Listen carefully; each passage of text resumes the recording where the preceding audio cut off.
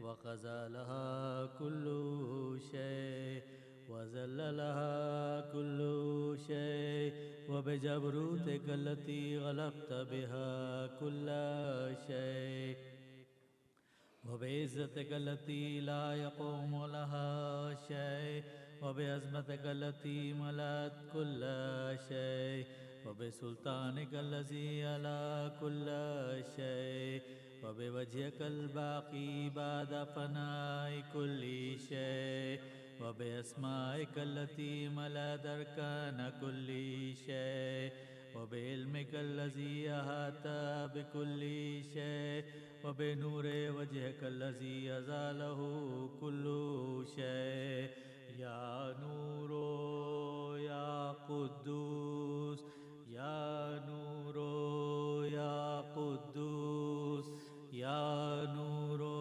يا قدوس يا أول الأولين ويا آخر الآخرين اللهم اغفر لي الذنوب التي تحت كل اسم اللهم اغفر لي الذنوب التي تنزل النقام اللهم اغفر لي الذنوب التي تغير النعم اللهم اغفر لي الذنوب التي تحبس الدعاء اللهم اغفر لي الذنوب التي تقطع الرجاء اللهم اغفر لي الذنوب التي تنزل البلاء اللهم اغفر لي كل ذنب أذنبته وكل خطيئة أخطأتها اللهم إني أتقرب إليك بذكرك واستشفع بك إلى نفسك وأسألك بجودك أن تدنيني من قربك وأن تزني شكرك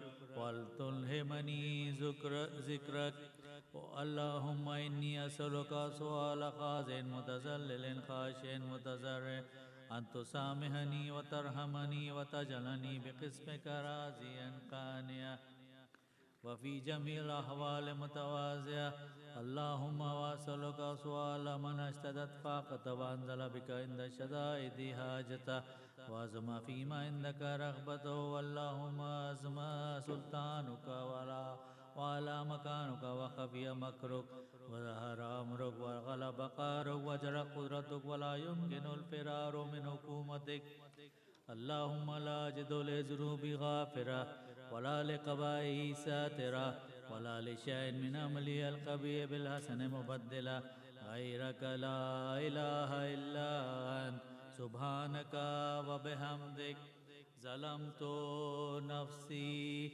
ظلمت نفسي ظلمت نفسي وتجرأت بجهلي وسكنت إلى قديم ذكرك لي ومنك علي اللهم مولاي كم من قبيح سترته وكم من فاضح من البلاء قلته وكم من إحسار وقيت وكم من مكروه دفعته وكم من ثناء جميل لست أهلا له نشرته اللهم أزم بلائي وغفرت بي سوء وقصرت بي أعمالي وقضت بي أغلالي وحبسني النفي بعد أعمالي وقدتني الدنيا بغرورها ونفسي بخيانتها وبالتالي يا سيدي فاسألك بعزتك ألا يعجب عنك دعائي سوء أملي وفعلي وفعلي ولا تفزهني بخفي ما طلت عليه سري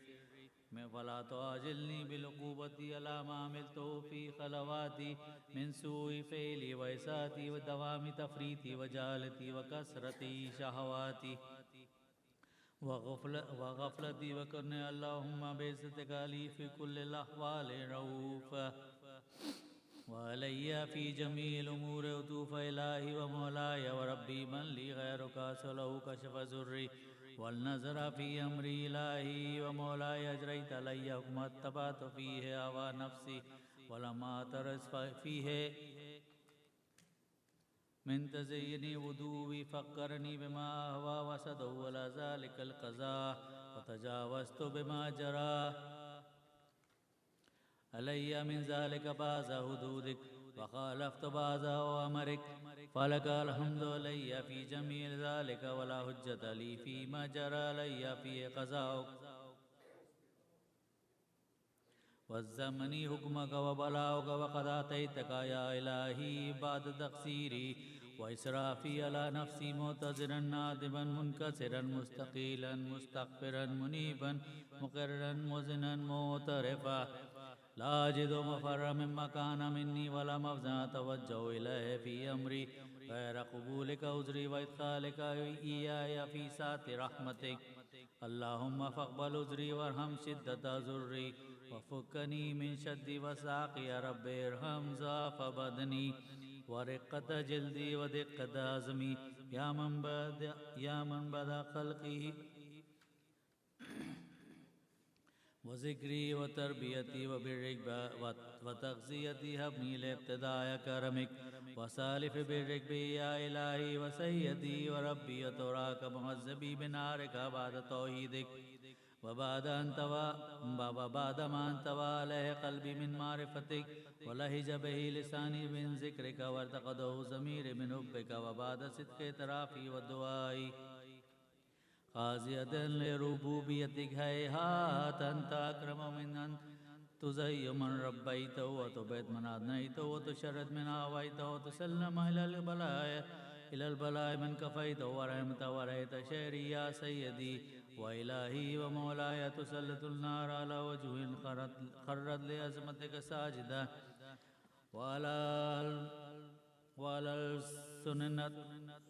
وعلى السنة قد بتوحيدك صادق وبشكرك مادية وعلى قلوب اترفت بلاهيتك بحقك وعلى سماء رحوت من العلم بك حتى صارت خاشية وعلى جواري سات الأوطان تعبدك طاعة وشارت باستغفارك مزنا ما هكذا الظن بك ولا أخبرنا بفضلك أنك يا كريم يا ربي وأنت تعلم مزافيا قليل من بلاء الدنيا وعقوباتها وما يجري فيها من المكاره في ألاها ألا أرى أن ذلك بلاء ومكروه قليل مكسو يسير بقاء قصير مدته فكيف احتمالي لبلاء الآخرة وجليل الوقوع المكاره فيها وهو بلاء تطول مدته يدوم مقامه ولا يخفف عن إليه لأنه لا يكون إلا عن غضبك وانتقامك وسخطك وهذا ما لا تقوم له السماوات والأرض يا سيدي فكيف لي وأنا عبدك الضعيف الذليل الحقير المسكين المستكين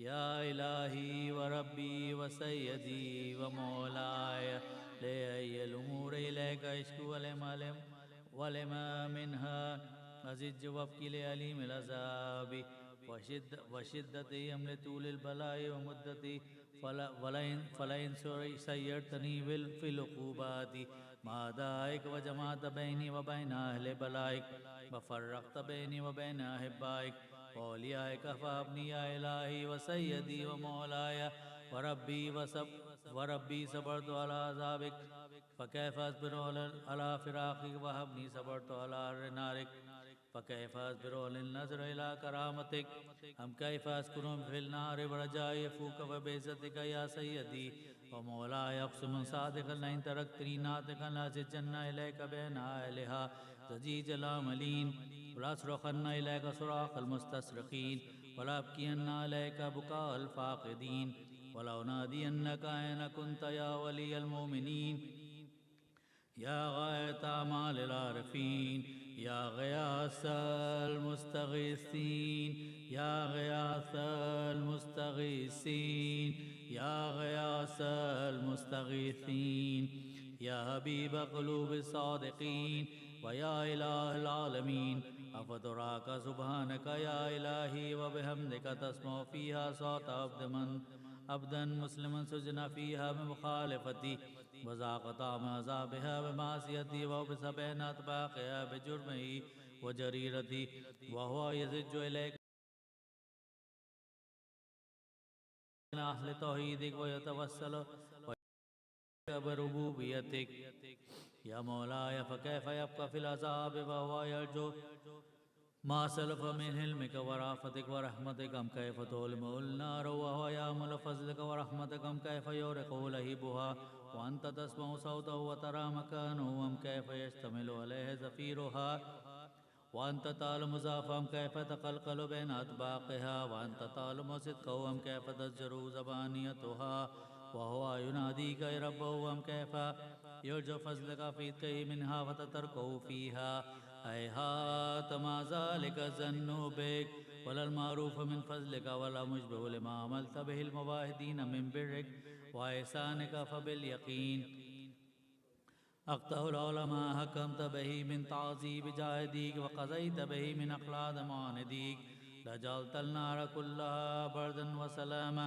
وما كان لأحد فيها مقرا ولا مقاما لكنك تقدست أسماؤك أقسمت أن تملأها من الكافرين من الجنة والناس أجمعين وأن تخلد فيها المعاندين وأن تجل ثناؤك قلت مبتدئا وتطولت بالإنعام متكرما أفمن كان مؤمنا كمن كان فاسقا لا يستون إلهي وسيدي فأسألك بالقدرة التي قدرتها وبالقصيدة التي هتمتها وأقمتها وغلبت من عليه أجريتها أن تهب لي في هذه الليلة وفي هذه الساعة كل جرم أجرمته وكل ذنب أذنبته كل جرم أجرمته وكل ذنب أذنبته كل جرم أجرمته وكل ذنب أذنبته وكل قبيح أسررته وكل جهل عملته كتمته وأعلنته وأخفيته وأسررته وكل سيئة أمرت بإثباتها الكرام الكاتبين الذين وكلتهم بحفظ ما يكون مني وجعلتهم شهودا علي مع جواري وكنت أنت رقيب علي من ورائهم ولا شاهد لما خفي عنهم وبرحمتك أخفيت وبفضلك سترت وأن توفر حظي من كل خير أنزلت وإحسان فضلت وبر نشرت ورزق بسطت وذنب تغفره وخطأ تستره يا ربي يا ربي يا رب يا ربي يا ربي يا رب يا ربي يا ربي يا رب يا إلهي وسيدي ومولاي ومالك رقي يا من بيدي ناصيتي يا ليما بزري ومسكنتي يا خبيرا بفقري وفاقتي يا ربي يا ربي يا رب يا ربي يا ربي يا رب يا ربي يا ربي يا رب أسألك بحقك وقدسك وعظم صفاتك وأسمائك أن تجعل أوقاتي في الليل والنهار بذكرك مأمورا وبخدمتك موصولا وأعمالي عندك مقبولة تكون أعمالي وأورادي كلها وردا واحدا وحالي في خدمتك سرمدا يا سيدي يا سيدي يا من عليه معولي يا من عليه شكوت أحوالي يا ربي يا ربي يا رب يا ربي يا ربي يا رب يا ربي يا ربي يا رب قوي على خدمتك جواري واجدل على العزيمة جواني وابلي الجد في خشيتك والدوام في الاتصال بخدمتك حتى أسرع إليك في ميادين السابقين وأسرع إليك في المبادرين وأشتاق إلى قربك في المشتاقين وأدنو منك دنو المخلصين وأخافك مخافة الموقنين وأجتمع في جوارك مع المؤمنين اللهم ومن أرادني بسوء فرد ومن كادني فقد وأجلني بالحسن بيدك نصيبا عندك وأقرب منزلة منك فخصهم زلفة لديك فإنه لا ينال ذلك إلا بفضلك وجد لي بجودك وطف علي ببجدك وحفظني برحمتك واجعل لساني بذكرك لهيج وقلبي بحبك متيما ومن علي بحسن إجابتك وقلني أسرتي واغفر لي زلتي فإنك قضيت على عبادك بعبادتك وأمرتهم بدعائك وزمنت لهم الإجابة فإليك يا ربي نسبت وجهي وإليك يا ربي مددت يدي وبعزتك استجب لي دعائي وبلغني منايا ولا تخطأ من فضلك رجائي واكفني شر الجن والإنس من أعدائي يا سريع الرضا يا سريع الرضا يا سريع الرضا اغفر لمن لا يملك إلا الدعاء فإنك فعال لما تشاء يا من اسمه الدواء وذكره الشفاء يا من اسمه الدواء وذكره الشفاء يا من اسمه الدواء وذكره الشفاء وتعطه غنى ارحم من راس مال الرجاء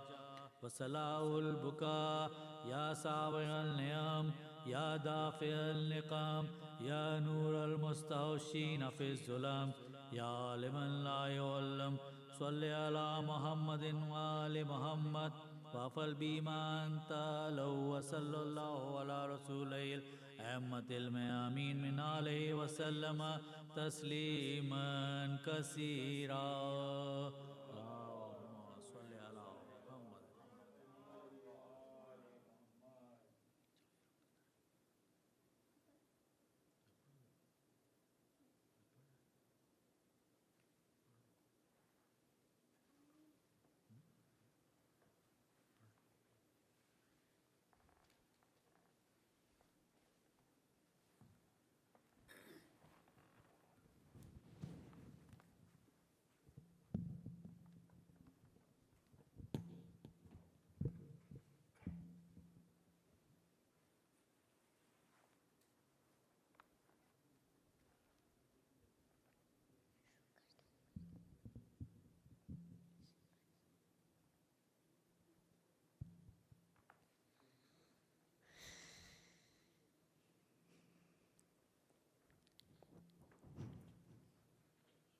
بسم الله الرحمن الرحيم اللهم صل على محمد وآل محمد اللهم كل وليك الحجة الابن الحسن صلواتك عليه وعلى آبائه في هذه الساعة وفي كل ساعة وليا وحافظا وقائدا وناصرا ودليلا وعينا حتى تسكنه أرضك طوعا وتمتعه فيها طويلا برحمتك يا أرحم الراحمين اللهم صل على محمد وآل محمد.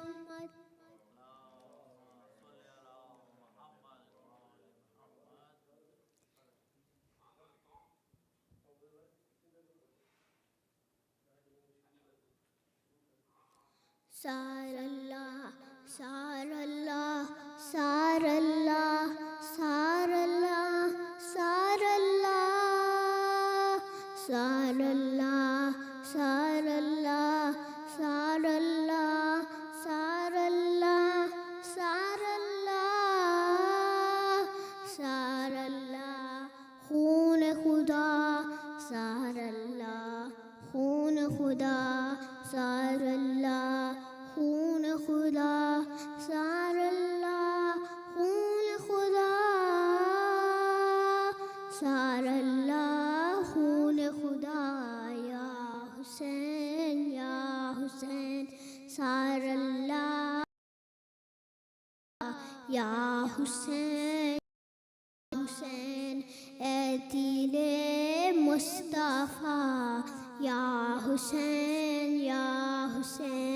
وارث انبیاء یا حسین سار اللہ خون خدا یا حسین اے جانی دیرے مادار حسینہ اے جان دلے مادار حسینہ اے بے صوبے یا وار حسینہ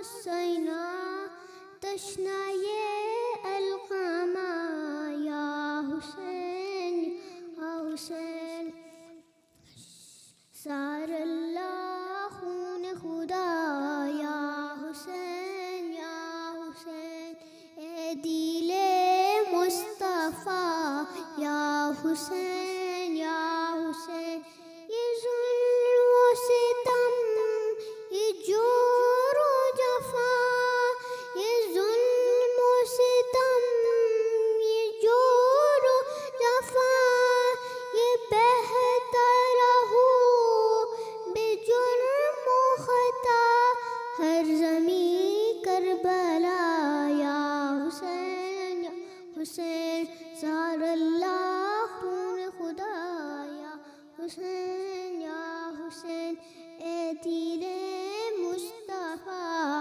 یا حسین یا حسین کیا ہم کو ڈرا ہے کون کی جان کون کیا ہم کو ڈرا ہے جہاں یہ پیر و جوان یہ عرض و سمان یہ پیر و جوان یہ عرض و سمان زمہک فدا یا حسین سار اللہ خون خدا یا حسین سار اللہ خون خدا یا حسین یہ فرش یا بقا یہ فرش ازائی بہا ماتم کی صلاح زہرا کی دعا حش ہے ایک ایک پاپا سار اللہ خون خدا یا حسین صلوات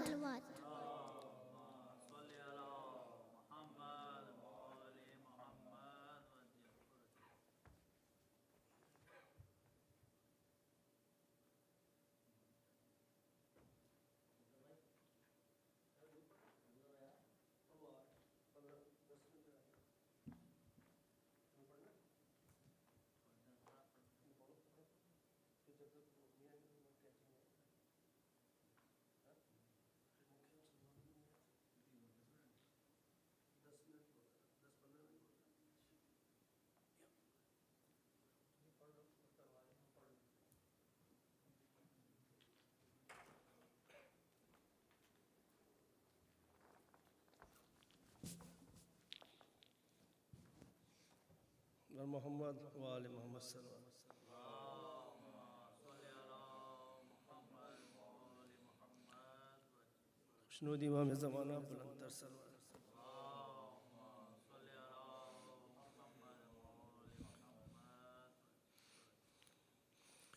ملی رہائی تو عابد یہ کام کر کے چلے ملی رہائی تو عابد یہ کام کر کے چلے سباس قبر سکینہ کے نام کر کے چلے ملی رہائی تو عابد یہ کام کر کے چلے سباس قبر سکینہ کے نام کر کے چلے یہ اہل شام سے بولے اگر نہ ہو زحمت دیا جلا دیا کرنا اگر ملے فرصت یہ اہل شام سے بولے اگر نہ ہو زحمت دیا جلا دیا کرنا اگر ملے فرصت بہن کے واسطے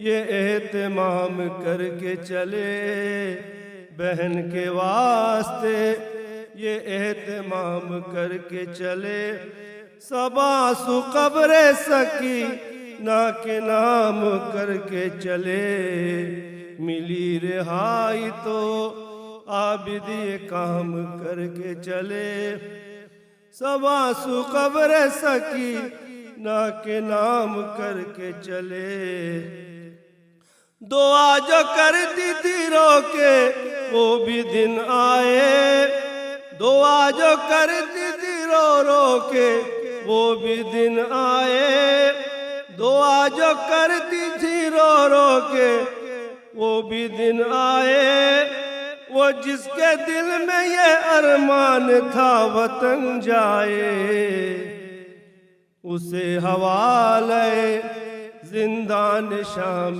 کر کے چلے، اسے حوالے زندان شام کر کے چلے، سباسو قبر سکینہ کے نام کر کے چلے، ملی رہائی تو عابد یہ کام کر کے چلے، سباسو قبر سکینہ کے نام کر کے چلے، سکینہ شام کے زندہ میں رہ گئی تنہا، چلے اسیر رہا ہو کے سوئے کرب و بلا، سکینہ شام کے زندہ میں رہ گئی تنہا، چلے اسیر رہا ہو کے سوئے کرب و بلا، یہ مور کا بھی تو آب تمام کر کے چلے،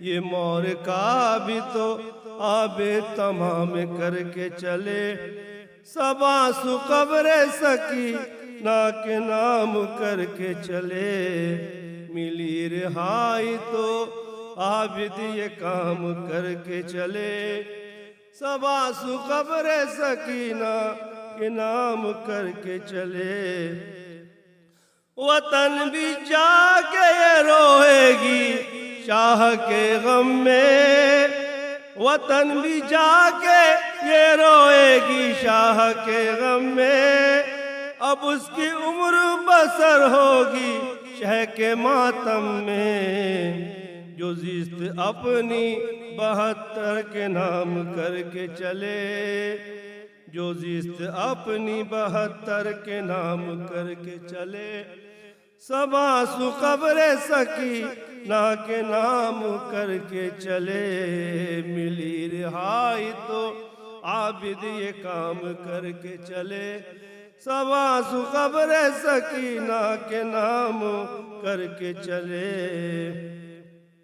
وہ کیسے بھولیں گے جو لگ گئے جدائی کے داغ، وہ کیسے بھولیں گے جو لگ گئے جدائی کے داغ، جلائے قبر پہ رو رو کے آنسوؤں کے چراغ، دلوں کے صبر کی خاطر یہ کام کر کے چلے، دلوں کی صبر کی خاطر یہ کام کر کے چلے، سباسو قبر سکینہ کے نام کر کے چلے، ملی رہائی تو عابد یہ کام کر کے چلے، سباسو قبر سکینہ کے نام کر کے چلے، کوئی ہمارا مرا تو کہا حسین حسین، کوئی ہمارا مرا تو کہا حسین حسین، عزا کا فرش بچھا دو کہا حسین حسین، یہ انتظام بھی تو چوتھے امام کر کے چلے، یہ انتظام بھی چوتھے امام کر کے چلے، سباسو قبر سکینہ کے نام کر کے چلے، ملی رہائی تو عابد یہ کام کر کے چلے، سباسو قبر سکینہ کے نام کر کے چلے، ظفر صدا یہ آتی تھی اے میرے بابا، ظفر صدا یہی آتی تھی اے میرے بابا، سبھی وطن گئے میں قید میں رہی تنہا، لحد پہ اہل حرم جب سلام کر کے چلے، لحد پہ اہل حرم جب سلام کر کے چلے، سب آنسو قبر سکینہ کے نام کر کے چلے، ملی رہائی تو عابد یہ کام کر کے چلے، سب آنسو قبر سکینہ کے نام کر کے چلے۔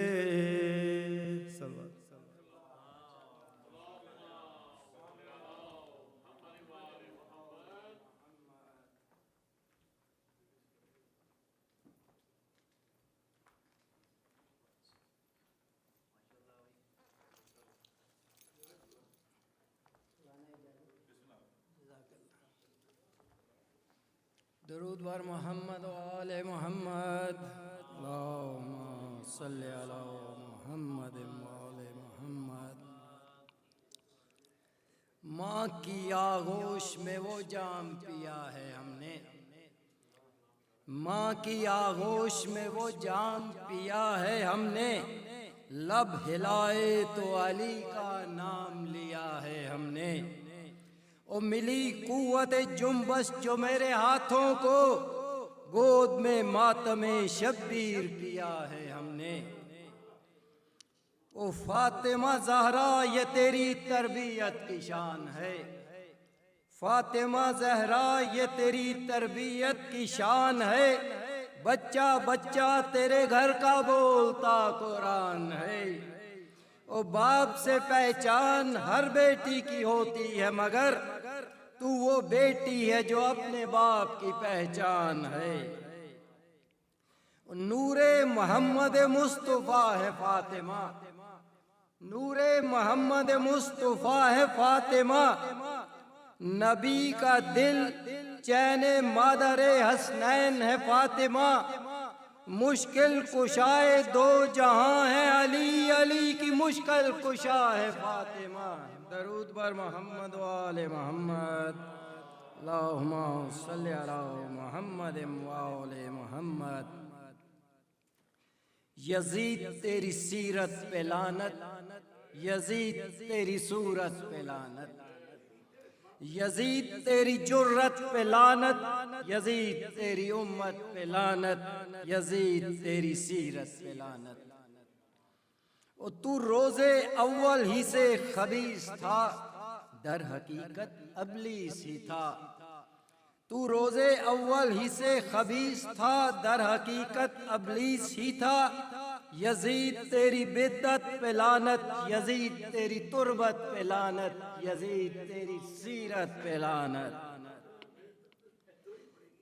او کربلا میں کٹا کے سر کو اعلان دنیا میں کر دیا، کربلا میں کٹا کے سر کو اعلان دنیا میں کر دیا۔ یزید تیری بیعت پہ لعنت، یزید تیری سنت پہ لعنت، یزید تیری سیرت پہ لعنت۔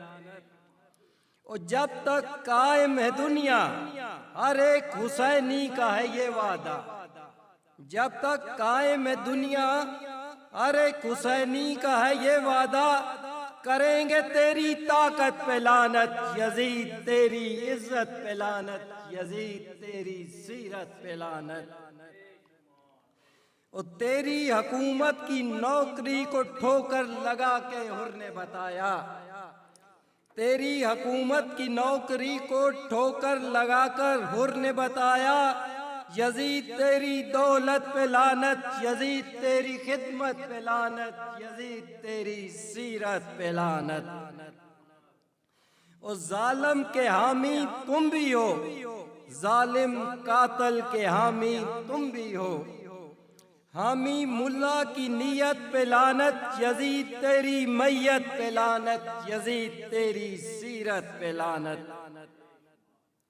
او کامل عقیدہ دنیا کے سارے یزیدوں کو بتا دو میرا، کامل عقیدہ دنیا کے سارے یزیدوں کو بتا دو میرا، یزید تیری محبت پہ لعنت، یزید تیری الفت پہ لعنت، یزید تیری سیرت پہ لعنت۔ درود بر محمد و آل محمد۔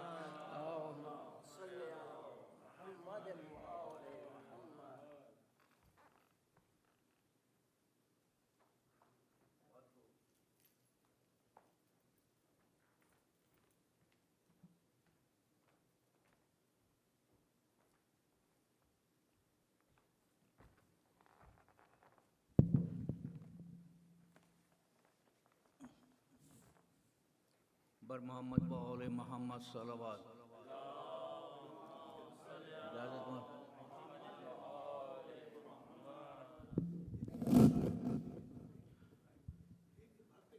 عباس نقوی صاحب کا کلام.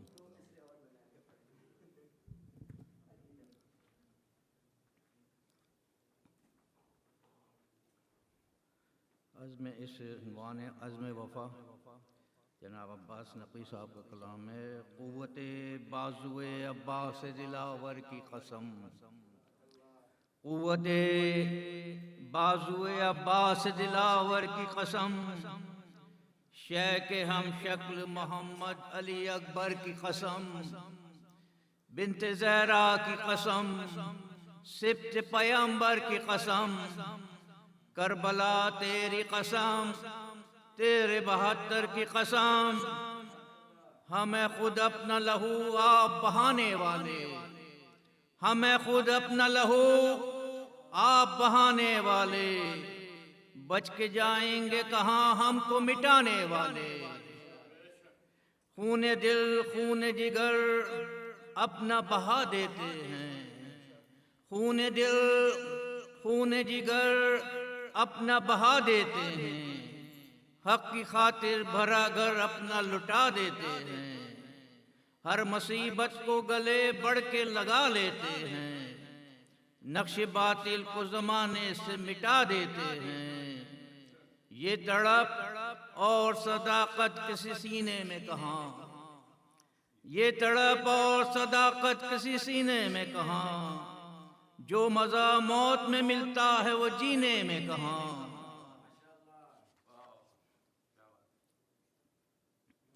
ہم کو میدان سے منہ پھیرنا آتا ہی نہیں، ہم کو میدان سے منہ پھیرنا آتا ہی نہیں، ان نگاہوں میں کوئی اور سماتا ہی نہیں، بچ کے پنجے سے بہادر کوئی جاتا ہی نہیں، ہم سے دنیا میں کوئی آنکھ ملاتا ہی نہیں. ہم مغلوب ہمیں مغلوب نہ کہنا، کبھی ہم غالب ہیں، ہم غلامان علی ابن ابی طالب ہیں. ہم نے اسلام کی تاریخ کو بخشی ہے جلا، ہم نے اسلام کی تاریخ کو بخشی ہے جلا، ہم نے 100 رنگ سے دنیا کو دیا درس وفا. جانے ایزان بلا خیز کو کیوں بھول گیا، خیبر و بدر و حد مار کے کرب و بلا. اب نہ تاریخ کو اس موڑ پہ لانا لوگو، اب نہ کثرت کے جنوں میں کبھی آنا لوگو. بہت لمبا کلام ہے.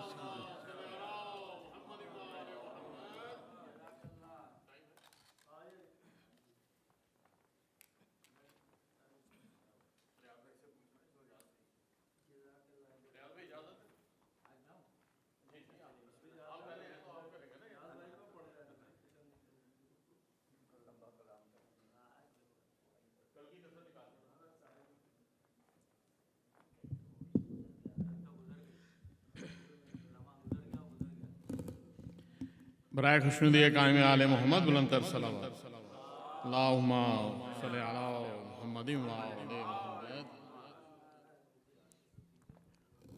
ابھی صفدر بھائی بی بی سکینہ سلام اللہ علیہ کے حوالے سے کلام پڑھ رہے تھے، اسی وقت میں نے پھر یہ کلام فائنل کیا. مل کے ایک اور درود پڑھ دیجئے گا.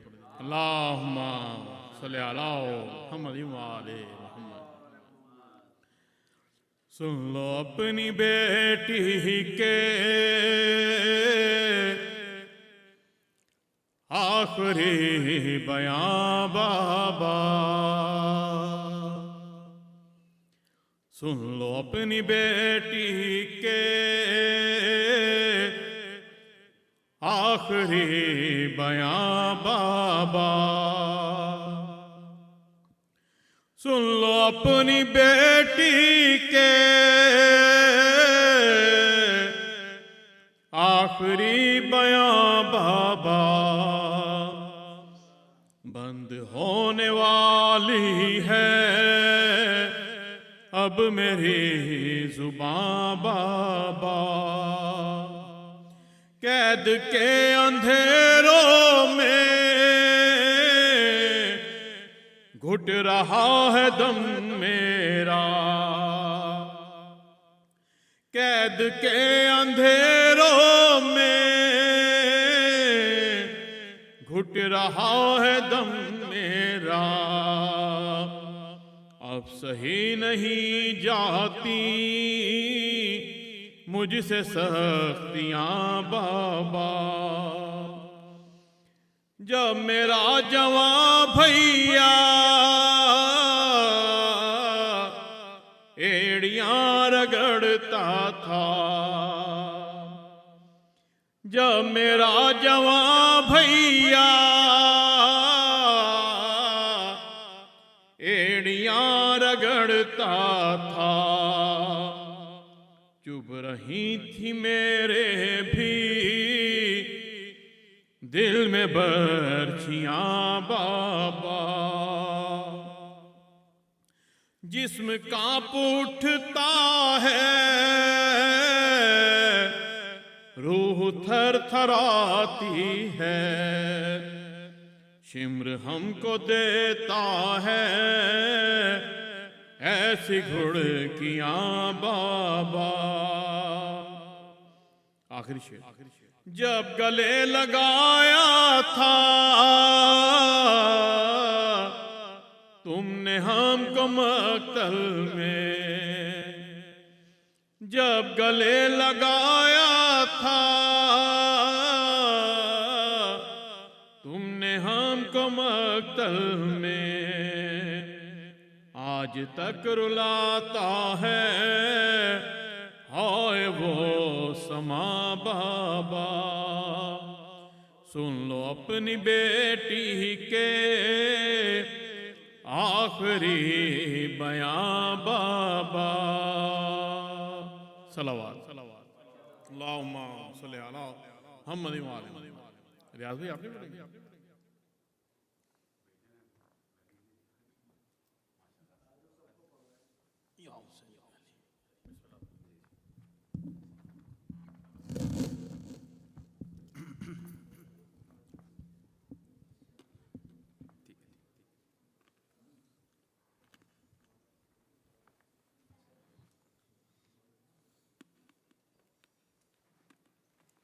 برائے خوشنود یہ قائم آل محمد بلندر صلوات۔ اللہم صلی علی محمد جاہد اور محمد و آل محمد صلوات۔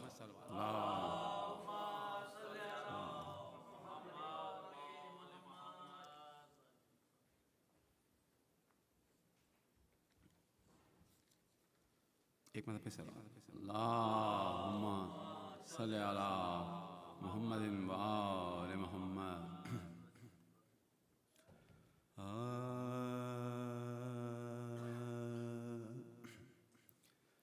اشک نکلے جو غم شاہ میں پانی کی طرح، اشک نکلے جو غم شاہ میں پانی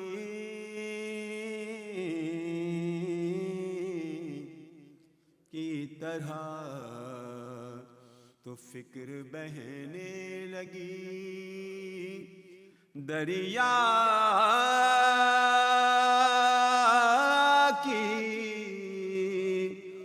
روانی کی طرح، فکر بہنے لگی دریا کی روانی کی طرح، اور فرش شبیر سے کردار بنا کر اٹھو، فرش شبیر سے کردار بنا کر اٹھو، ارے ذکر شبیر نہ دہراؤ کہانی کی طرح، اشک نکلے جو. بہت شکریہ. بر محمد و آل محمد صلی علی محمد و آل محمد. سلام کے چند اشعار شریف. حسین محبوب کبریا ہے، حسین غربت کی انتہا ہے،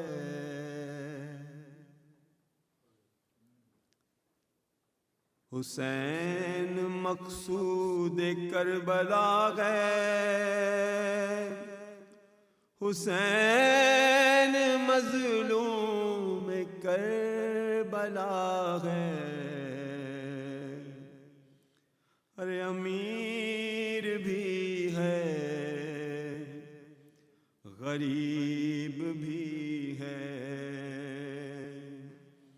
امیر بھی ہے،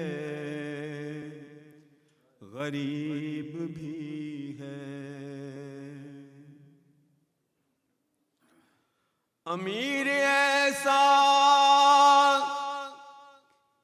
کہ کفن کی سوغات جس کے روضے سے بٹ رہی ہے.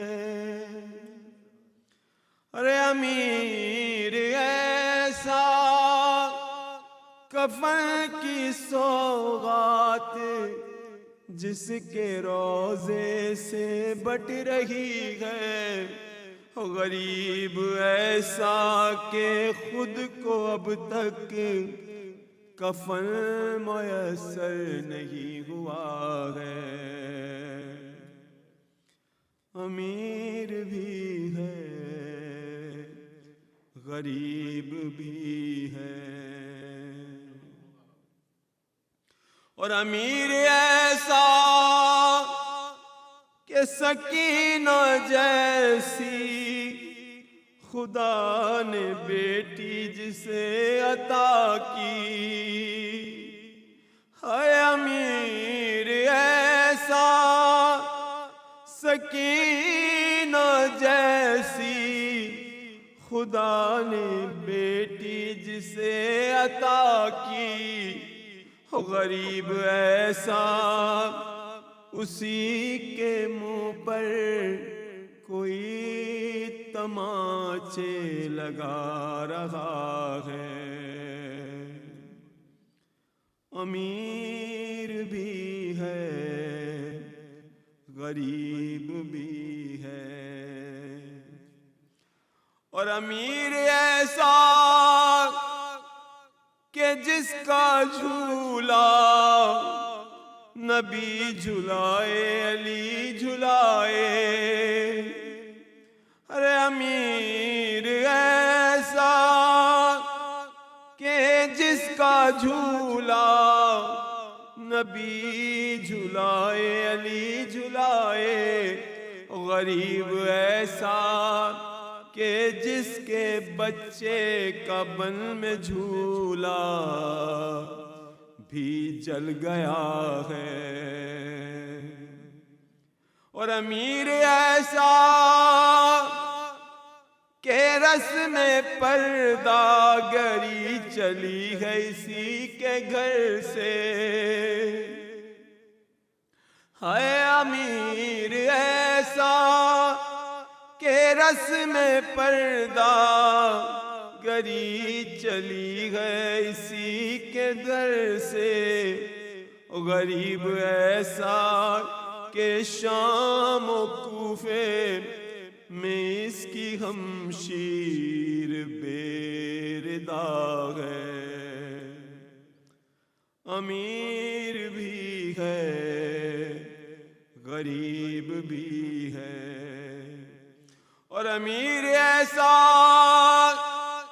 کہ جس کا بیٹا شبیہ سردار انبیاء ہے، امیر ایسا کہ جس کا بیٹا شبیہ سردار انبیاء ہے، غریب ایسا کہ وہی سینے پہ برچھی کھا کر تڑپ رہا ہے، امیر بھی ہے غریب بھی ہے، اور امیر ایسا کہ جس کے بابا کی ملکیت میں ہے حوض کوثر، ہے امیر ایسا کہ جس کے بابا کی ملکیت میں ہے حوض کوثر، اور غریب ایسا کہ 3 دن سے اسی کو پانی نہیں ملا ہے، امیر بھی ہے غریب بھی ہے، اور امیر ایسا کہ پتھروں کو بنا دے گوہر وہی تکلم، ہے امیر ایسا کہ پتھروں کو بنا دے گوہر وہی تکلم، غریب ایسا کہ پتھروں میں ہی اس کا لاشا پڑا ہوا ہے، امیر بھی ہے غریب بھی ہے، حسین غربت کی انتہا ہے، حسین محبوب کبریا ہے، امیر بھی ہے غریب بھی ہے۔ بہت شکریہ۔ بر محمد و آل محمد صلوات۔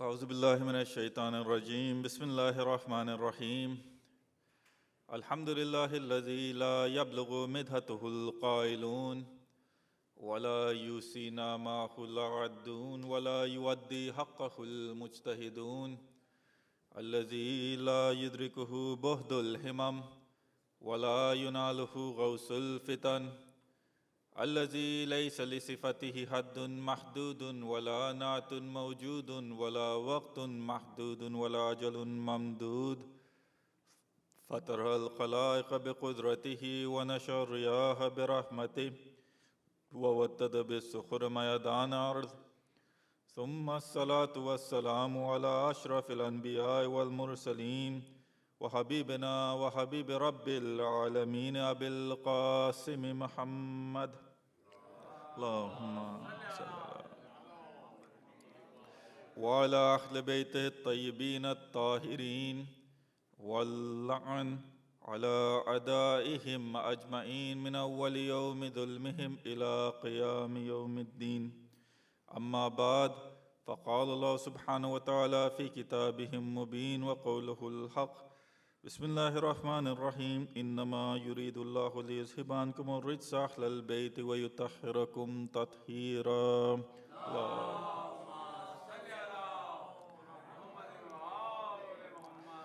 Dear brothers and sisters, Assalamu alaikum wa rahmatullahi wa barakatuh.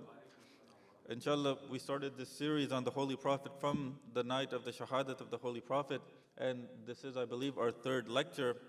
And I had said that inshallah, in this series, we'll look at incidents that happened in the life of the Holy Prophet, because in the two schools of thought, there are incidents that happened in the life of the Holy Prophet where it's being interpreted two different ways. Yesterday, we spoke about the Miraj, and we looked at how the Sunni school of thought interprets the Miraj and how the Shia school of thought interprets the Miraj. And because I had said that these 4 or 5 lectures that I do have, we will look at incidents that occurred in the life of the Holy Prophet. There's one incident in the life of the Holy Prophet in his last part of his life, right before he was about to leave this world. There's one incident that happened in the house of the Holy Prophet that split this ummah into two. And to this day, you see that split. What was that incident? If you look at the narrations of the hadith, they call that the narrations of the Black Thursday, the narrations of Black Thursday. What had happened on that Thursday night? When you look at history, you look at it from a Shia perspective and you look at it from a Sunni perspective. Ahl Sunnah, the Sunni brothers, they say that the Holy Prophet did not leave a will. The Shias, they say, no, it's not possible that the Holy Prophet did not leave a will. No, the Holy Prophet wanted to write a will, but there were companions of the Holy Prophet that prevented that will from being written. And this is what that Black Thursday incident is about. And this is the incident that we're going to analyze today. Because when you analyze the incident, the way it's written in, for example, Sahih Bukhari, there's so many misconceptions that become clear. There's so many misconceptions that become clear. So to begin with, how does Sahih Bukhari, how does he say that this incident occurred? Sahih Bukhari, he himself, he says that Abdullah ibn Abbas, this narration from Abdullah ibn Abbas, he says that the Prophet was in the last moments of his life, and a lot of the companions that gathered in the house of the Holy Prophet. And the Prophet says, these are the words in Sahih Bukhari, he says, the Prophet says, bring me pen and paper so that I will write a will. So that I will write a will. Please pay attention to the words, because from these words, from Sahih Bukhari itself, so many misconceptions about the Holy Prophet start going further and further. But what does the Holy Prophet say? He says, bring me paper and pen so that I will write a will for you that if you adhere to it, you will never go astray. If you adhere to it, you will never go astray after me. And at this, Umar, he shouts out, he calls out, what did he say? He says that the Prophet is speaking nonsense. He says the Prophet is speaking nonsense. We have the Quran with us, and the Quran is enough. The book of Allah subhanahu wa ta'ala is sufficient for us. And when Umar said this, there became an uproar. There was an uproar within the house. It wasn't just 1 or 2 companions, no. All the older companions of the Holy Prophet, everyone or anyone that had any status was inside that house. But the narration states that as soon as Umar said this, there was an uproar.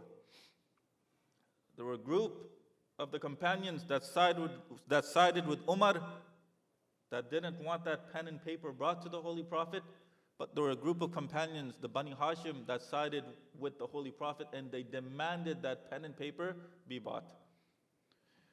When the sounds and when the voices started getting louder and louder, the Holy Prophet, he yells and he tells everyone to get out of the house. He yells and he tells everyone to get out of the house. This incident is written in Sahih Bukhari, the way that I just explained it. These words, the way that I explained it, is written in Sahih Bukhari.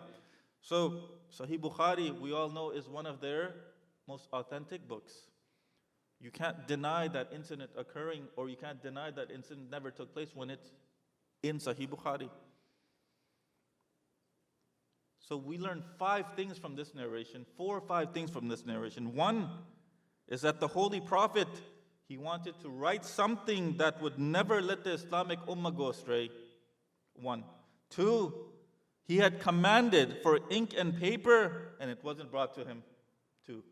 3, Umar said the Prophet was speaking nonsense. This isn't Shia book. No, this is Sahih Bukhari. Umar said that the Prophet was speaking nonsense. 4, Umar says that the book of Allah subhanahu wa ta'ala is enough. And 5, a commotion rises in that house, to which the Holy Prophet, he gets mad and he tells everyone to leave. These are the 5 points that you can bring out from this narration. And inshallah, we're going to look at each and every single one of these points, because when Umar said what he said, when the Shia say, look, Umar, he badmouthed the Prophet. Umar, he disrespected the Holy Prophet. He showed disrespect to the Holy Prophet. What did they do? They come up with excuses of why Umar did what he did. And inshallah, we'll go over those excuses. But when reading this incident, you can't help but wonder, what is it that the Holy Prophet wanted to write down in that letter? Why? Because he asked for a pen and paper. He asked for a pen and paper so that I'll write something for you, that if you adhere to it, you will never go astray after me. So when he uses these words, anyone that's reading the narration can't help but wonder, what is it that the Holy Prophet wanted to write down? And inshallah, we'll learn what it was exactly the Holy Prophet wanted to write down, not from a Shia book, but from a Sunni book, and that too from the mouth of Umar himself at the end of the lecture. But we Shias, we say that the Holy Prophet, he wanted to write down what? That Imam Ali alayhi salam will be the ruler, will be the Khalifa. Everyone should adhere to what Amir al-Mu'mineen Ali ibn Abi Talib alayhi salam says. That is what the Shias claim. Whereas the Sunni scholars, they interpret all of this differently. One interpretation, they say the Holy Prophet didn't want to write anything down. He just wanted to test the companions to see which one of them would adhere to the command and which one of them would not. Which one of the companions would adhere to his command and which of the companions would not. And what's the problem with this answer? What's the problem with the answer that the Holy Prophet didn't want to write anything down? No, he had no intention of writing anything down. He just wanted to see which of the companions would obey his command and which would not. What's the problem? The problem is that how is it possible that the Prophet is about to leave this world and he says that I will write something down for you, and then you interpret it saying that the Holy Prophet didn't want to write anything down? He himself is saying that I want to write something, and you come to the conclusion that he doesn't want to write anything? Secondly, it needs to be kept in mind that it's clearly stated in the hadith that those were the last moments of the Holy Prophet's life. These moments, they were the last moments of the Holy Prophet's life. In the last moments of anyone's life, what did they do? A parent's life. Sunni narrations, Shia narrations, they both state that the Holy Prophet is a father to this ummah. Shia narrations, they say that Amir al-Mu'min and the Holy Prophet, they're both two fathers of this ummah. Sunni narrations, they do have the narration where the Holy Prophet says that I am the father of this ummah. So if the father of the ummah is leaving this world right now, what does the father do? Think about it. The father, if the father is on their deathbed, what do? They admonish their children. They tell their children to make sure that you are doing Amr bil Maruf, you are doing Nahyan al Munkar. What do? If they have any debts, they write all that down. They let their children know that I have these debts. Make sure that these are paid off. If they've committed any wrong, they ask for forgiveness. If anyone that's there has done any wrong to this person that's leaving, the father that's leaving, what do? They ask for forgiveness. They ask for forgiveness. Just think about it. You and I, if we were to pass away, would we ask our children to bring us a paper and pen just to test them? No. If we ask our children to bring paper and pen in our last moments of life, if we're asking our children to bring paper and pen to write something down, are we saying it just so we can test them to see which one of them will obey the order and which one won't? No. You do it, why? Because there's something that you want to write down for your children. And what was that the Holy Prophet wanted to write down? It was that will. So if we accept the conclusion that he didn't want to write anything down, then we would have to accept that when the Holy Prophet said that I want to write something would be a lie. If we accept the conclusion that the Holy Prophet didn't want to write anything, then the Holy Prophet saying that I want to write something is a lie. Either the Holy Prophet is lying, or my interpretation of what the Holy Prophet said is wrong. And we look to see if you want to see which one of is correct, then where do we go to? If the Quran is enough, like the way Umar said, then let's go to the Quran. What does the Quran say about the Holy Prophet? The verse that I started this lecture with, this was the reason. Ayatul Tathir. Does Allah subhanahu wa ta'ala in that verse not say that the Ahlul Bayt alayhim salam, that all types of rijs has been kept away from the Ahlul Bayt alayhim salam? Lying is a spiritual rijs. Lying is a spiritual rijs. So was that spiritual rijs not kept away from the Holy Prophet? Yes, it was.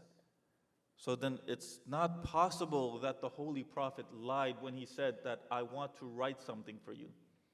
When that's not possible, then what does that mean? My interpretation that no, the Holy Prophet didn't want to write anything, he just wanted to test the people, becomes wrong. My interpretation becomes wrong. You either accept what the Quran is saying or you reject it. If you reject what the Quran is saying, then you've left the fold of Islam. As long as you accept what the Quran is saying, you've stayed within that fold. Furthermore, if we accept that the Prophet lied here in the last moments, then his whole nabuwwat comes into question. Nabuwwat as a whole comes into question. If he's able to lie one time for one incident, then he's able to lie for other times. Prophethood as a whole comes into question. So that's why we can't question whether or not it was a command or no, he really wanted to write something. No, he really wanted to write something. And secondly, like I said, from this incident alone, we can take away so many misconceptions about the Holy Prophet. This narration was from where? Sahih Bukhari. Sahih Bukhari. And what does the Holy Prophet say? Bring me paper and pen so that I may write to you something. When Sahih Bukhari itself says that the Holy Prophet wanted paper and pen to write, then that means what? That the Holy Prophet knew how to write. The Holy Prophet knew how to write. So when the Holy Prophet knew how to write, then how do you claim that he was illiterate? This is what we talked about in my first lecture, the biggest misconception about the Holy Prophet, that the Holy Prophet was illiterate. Sahih Bukhari himself, he has narrations where they say that the Holy Prophet wanted to write. He doesn't say, bring me paper and pen so that I'll dictate to you so you can write. No, he doesn't say that. He says, bring me paper and pen so that I will write. I will write. So this tells you that the Holy Prophet knew how to read. This tells you that the Holy Prophet knew how to write. There's a difference between not writing anything and not knowing how to write. I know how to write. But that doesn't mean that I go write whenever I want. And just because I don't write does not mean that I don't know how to write. The reason that the Holy Prophet didn't write was why? because he didn't want the mushrikeen of Makkah to think that he's the one who wrote the Quran. He didn't want the mushrikeen of Makkah to think that he's the one who wrote the Quran. That's the reason that the Holy Prophet chose not to write, or else he could write. Imam Jafar Sadiq alayhi salam, when he was asked this question, Allahumma salli ala Muhammad. When he was asked this question, he says, curse the people that say that the Prophet could not read or write. The Prophet could read, the Prophet could write. He just chose not to write. Why? Because of this reason. The people that were degrading Islam, the mushrikeen of Makkah at that time, and even after that, the Muslims or the mushrikeen that became Muslims after Fatah Makkah, not all of them became Muslim because they accepted the tenets of Islam. Not all of them. And that's another misconception about the Holy Prophet, that the Holy Prophet spread Islam through the sword. The Holy Prophet spread Islam through the sword. And inshallah, if we get to that incident, we'll get to that incident. But just that Fatah Makkah, the Holy Prophet gave 4 options to the people of Makkah. If he truly wanted to spread Islam through the sword, he could have gone to Makkah from Medina for Fatah Makkah, and he could have wiped everyone out. He could have killed everyone. 10,000 soldiers. Narrations 10,000. The Holy Prophet, he had 10,000 soldiers with him when he went. And the mushrikeen, there was no more than 4,000 soldiers. If the Holy Prophet truly wanted to spread Islam through the sword, he could have gone there, killed everyone. But he doesn't do that. He gives them 4 options to choose from. He gives them 4 options. There was no option where, hey, you better become Muslim or I will kill you. Whereas in some Islamic countries, some Muslims, this is what they do. If you don't become Muslim, I'll kill you. This Islam was not spread by the Holy Prophet. This Islam was spread after the Holy Prophet left this world. This form of Islam started spreading from Abu Bakr's time. This form of Islam. But inshallah, tomorrow or the day after, we'll look into what caused or what was the reason behind that Fatah Makkah. And the people that became Muslim, what reason did they have to become Muslim? Is it because they actually accepted the tenets of Islam, or no? Is it because they were afraid for their life? Or is it because they were opportunists? They saw that Islam was going to have power right now. So if they just obey, or if they just say they've become Muslim, tomorrow when the Holy Prophet leaves this world, they can take advantage of that. Sallallahu ala Muhammadin wa ala Muhammad.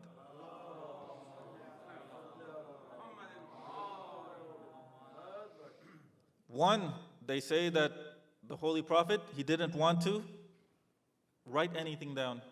All he wanted to do was test the companions. 2, when you analyze that and you say, no, this isn't possible, then they go further. What do they say then? Then they say, Umar, why did Umar say what he said? Umar, when he said that the Holy Prophet speaks nonsense, and I'm just using the term nonsense, or else the word that he used is more severe. The word, if you actually translate it, it becomes delusional. That the Holy Prophet was delusional. If you want to discredit someone, all you have to say to the public is that this person is crazy. If you want to discredit someone in the eyes of the public, all you have to say is that this person is crazy, and the public will say, okay. And that's exactly what Umar did. He told the public that was gathered in that house, when he said that he speaks nonsense, he's speaking delusional talk, he's talking delusional. What did that do? That attacked the Holy Prophet's psyche. And do you know what type of people used to say that the Holy Prophet speaks nonsense? Do you know what type of people? In Makkah, it was the mushrikeen of Makkah that used to say that to the Holy Prophet. It was the kuffar in Makkah that used to say that to the Holy Prophet, that this man, he speaks nonsense. You look at all of the prophets, you look at Hazrat Nuh alayhi salam. The people of Hazrat Nuh alayhi salam's time, they used to tell their children that this man speaks nonsense. If you live after me, make sure you do not go anywhere near him. In the lives of all of the prophets, all of the mushrikeen of that time, they used to always say that this prophet is speaking nonsense. And now you have a Muslim that is using the same terminology to describe the Holy Prophet. Is he truly a Muslim? When he's using the terminology that kuffar used to use for the Holy Prophet, is he truly a Muslim? Inshallah, we'll get to whether or not he was a Muslim or not. But when you ask them, why was it that Umar, he raised his voice and he didn't allow for that pen and paper to be bought? Why was it that Umar said that this man is delusional or this man speaks nonsense? When he gave that command, one, they say, look, that command wasn't an absolute command. When the Holy Prophet gave the command to bring paper and pen, or paper and pen, they say, look, that command wasn't an absolute command. That command was what? Just a suggestion. The Holy Prophet was just suggesting to the people to bring paper and pen. But from the whole narration, we find out that no, it could not have been a suggestion. Why? Because what the Holy Prophet says next. He says, if you bring me paper and pen, so that I'll write to you something that if you follow, if you obey, you will never go astray. You will never go astray. So from that, we realize that no, it wasn't a suggestion. The Holy Prophet truly wanted to write something. It was a command, that command to bring paper and pen.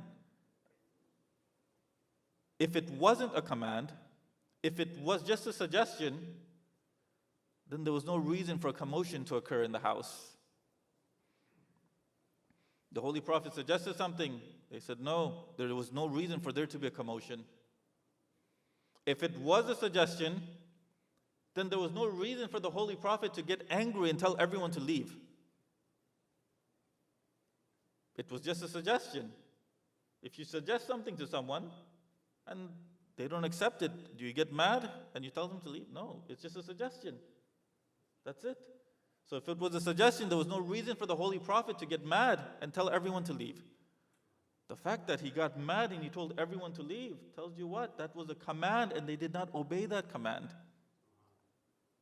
That was a command and they did not obey that command. But what did they say? To justify what Umar did. One, they said, in those moments of the Holy Prophet's life, those were his last moments, we all agree. Those were troubling moments. And Umar did not want to trouble the Prophet even further by giving him paper and pen. He didn't want to trouble the Holy Prophet by giving the Holy Prophet paper and pen. He didn't want to trouble him from writing something.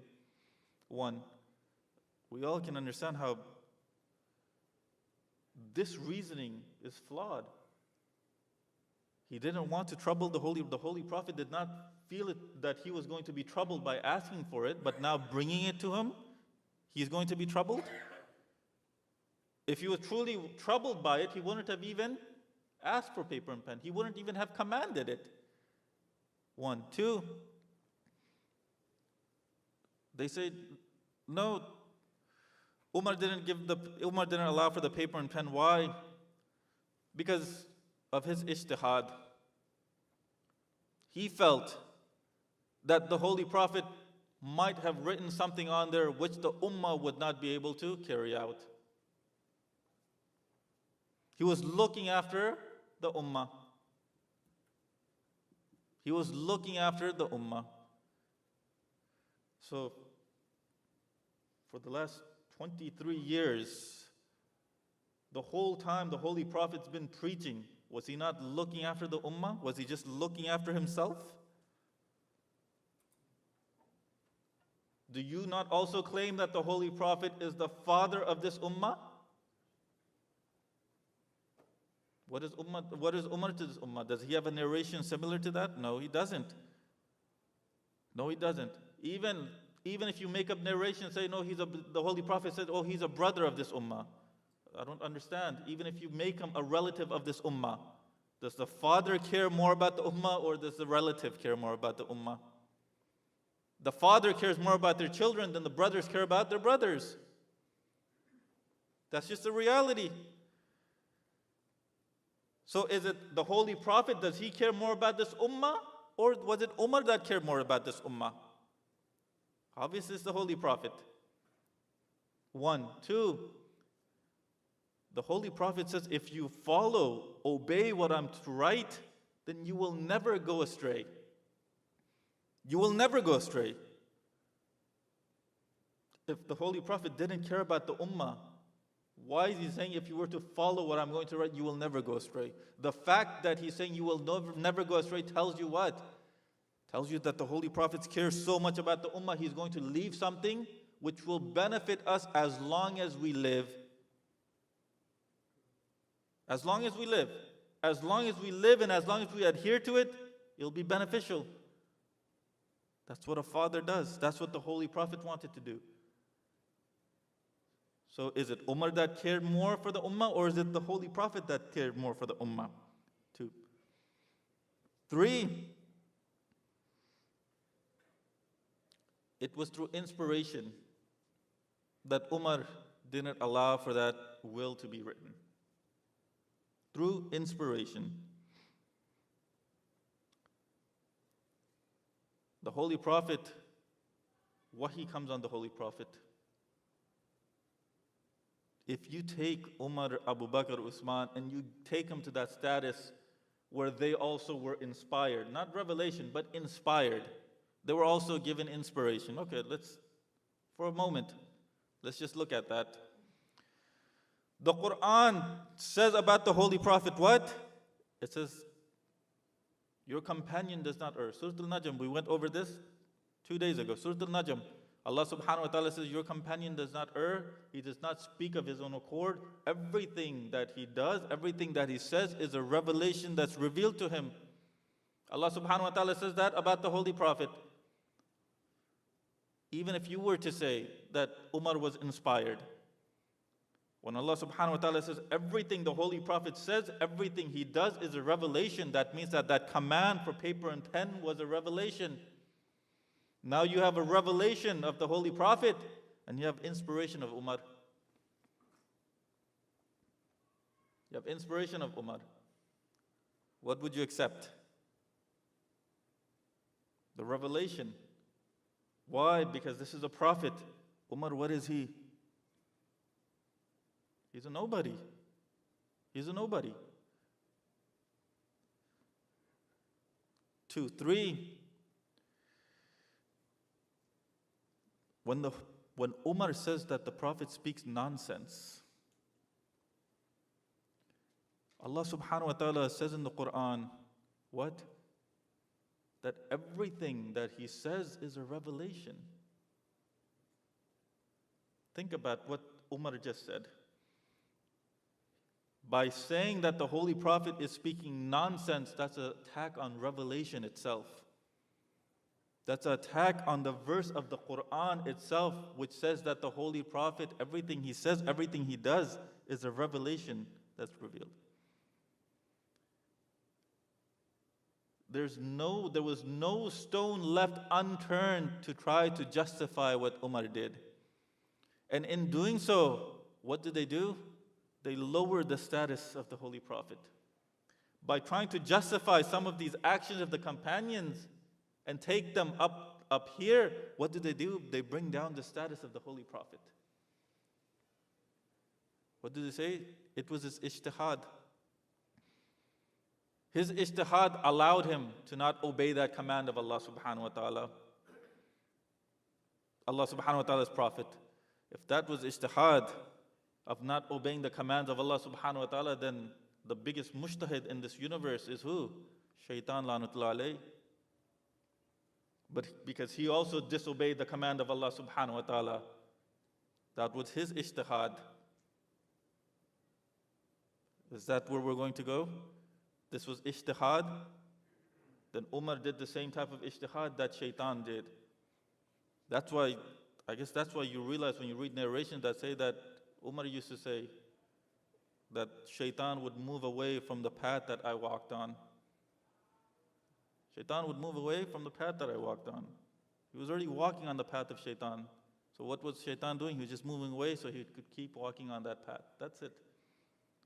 That's it. If you look at what Umar said, that the Quran is enough. We're looking at the incident one by one. The Quran is enough. If the Quran was truly enough, why did it not just come in a book form and the Prophet leave? The Quran was enough. He says the Quran was enough. Why did it not just come in a book form? Any of the books. If any of these revealed books were enough, for example, the Torah, if that was enough, why was Hazrat Musa alayhi salam, why was he required to be there? If Injil was enough, the book was enough, why was Hazrat Isa alayhi salam required to be there? Quran, if it was enough, why was the Holy Prophet required to be there?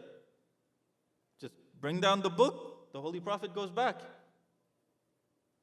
Throughout his whole life, the Quran was never enough. You always needed someone to interpret the Quran. But now, in the last moments, the Quran is enough.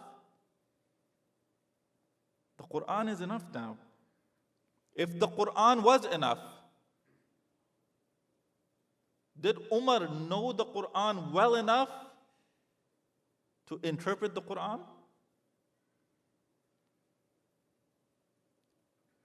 If he knew Islam, did he know Islam well enough to know what rulings apply where? And when you look at history, you come to the conclusion that Umar did not know anything about Islam. Whenever certain incidents would come to Umar, what would he do? He would refer to Amir al-Mu'mineen. He would refer to Amir al-Mu'mineen. For example, not just Umar, in the time of Abu Bakr too, in the time of Usman too, all three of them, they would refer to Amir al-Mu'mineen. For example, the first case that came to Abu Bakr after he stole Khilafat, the first case that came to him was that a man that was caught drinking, he was brought to Abu Bakr. And Abu Bakr, he asked him, you've been accused of drinking wine. Did you drink wine? And he says, yes, I did. So he goes, then you need to be punished. The man says, I didn't know that wine was haram. I didn't know that wine had become haram. No one had recited to me those verses of the Quran. I live in an area where everyone drinks wine, and no one had told me that wine had become haram. Abu Bakr is looking at Umar to see what should be done. Umar doesn't know what to do. So what did he say? Let Ali ibn Abi Talib decide. Let Ali ibn Abi Talib decide. Look how simple the answer is. What does Amir al-Mu'mineen do? When Amir al-Mu'mineen comes, they tell him, Ya Ali, he was caught drinking wine, but he claims that no one read to him those verses of the Quran where wine and where intoxicants have been forbidden. What does Amir al-Mu'mineen do? He says, okay. He sends two people with this person to the area that he lives, and he asks the people around them, did any of you read the verses of the Quran that say that these intoxicants, wine, and all of these alcoholic drinks are haram? They all say no. None of us have read that. So Amir al-Mu'mineen comes back and that's your answer. You can't do anything. He didn't know. You give him the warning and you let him go. Simple. He didn't know. 2, in the time of Umar, there was a young man, he was crying. And he was crying in a way where when Umar passed by, he thought he heard him curse his own mother. So Umar, he stops and he yells at him, he goes, if you don't apologize for cursing your mother like that, I will punish you. So this young man, he tells him the whole story. He tells him what had happened. He tells him that my mother has now claimed that I'm not her son. She breastfed me for 2 whole years, and now that I'm grown up now and my father died, she's claiming that I'm not her son. And she's taken the money that my father had left. What does Umar do to find out what the situation is? He calls that woman and he tells her that this man, he's saying this. Is he your son? She goes, no, he's not my son. He's lying. He's lying. What does this woman do? She produces 40 witnesses, not one, not two. No, she produces 40 witnesses that testify that this young man is not her son. When 40 witnesses say this isn't her son, what does Umar do? He says, okay, he needs to be punished. So they were taking him to get punished, the whipping, for lying. When they were taking him to get punished, he runs into Amir al-Mu'minin. Amir al-Mu'minin was going back from that same road. And he yells, Ya Amir al-Mu'minin, please help me. They're going to punish me for something that I've not committed. Amir al-Mu'minin goes, take this man back. He doesn't say anything, he just says, take him back. So they take him back. When they take him back, Umar, he asks, what is he doing here? He was supposed to be punished. Why have you brought him back? And they say that Ali ibn Abi Talib told us to bring him back. Ali ibn Abi Talib told them to bring him back. What kind of a hukumat, what kind of a kingdom, what kind of a khilafah do you have if you're the khalifa, if you're the king, and you tell someone to go get punished, and someone else tells them, no, don't punish him, take him back? What does that tell you about your kingdom? When Amir al-Mu'minin's words overrule the words of Umar, what does that tell you about Umar's khilafat? It meant absolutely nothing. Amir al-Mu'minin tells them, take him back. Amir al-Mu'minin at that time, he got there. When he got there, he asked the young man, what's the problem? And he says, Ya Amir al-Mu'minin, this is the problem. My mother, she's not claiming me to be her son now. And Amir al-Mu'minin says, okay. He brings the woman. And he asks each and every single one of those witnesses too. And they all say the same thing that they told Umar. So Amir al-Mu'minin, he looks at them and he says, okay, no problem. He looks at the elder and he says, do you allow me to marry this woman to someone? And the elder of the tribe, they said, Ya Amir al-Mu'minin, by all means. You're the cousin of the Holy Prophet. By all means, you can marry her. Marry her to someone. So Amir al-Mu'minin tells Qambar, go bring me the 400 dirham that are in my house. And he tells this woman that I marry you to this young man for 400 dirham. The 400 dirham were brought. He hands those dirham to the young man and he tells the young man, take these dirham, this is the mahar, give it to her, but do not come back to me until you both spend the night together as husband and wife. Don't come back to me until you spend the night together as husband and wife. As they were leaving, this woman, she starts yelling. She says, Ya Ali, you just married me to my son. Ya Ali, you just married me to my son. Amir al-Mu'minin, he looks at her and he says, why did you claim him to not be your son? What does she do? She just apologizes. She says, Ya Amir al-Mu'minin, I'm sorry. I'm sorry. And it was at that time, in one of those incidents where Umar says, what? If it wasn't for Ali, I would have perished. 25 times after the Holy Prophet left this world, 25 times in the rule of Umar, 25 times he said that. If it wasn't for Ali, I would have perished. So that means at the very least 25 cases came to Umar which he did not have the answers to. He referred to Amir al-Mu'minin. But even referring to this case, Amir al-Mu'minin, he says, Umar, let me decide this case. And what does Umar say? He says, Ya Ali, the Holy Prophet has told us that there's no one better who interprets the Quran, who knows the Quran better than you. Umar's words. The Holy Prophet has said that there's no one who knows the Quran, who can interpret the Quran better than you. And this is the man, Umar is the man that's saying that the Quran is enough.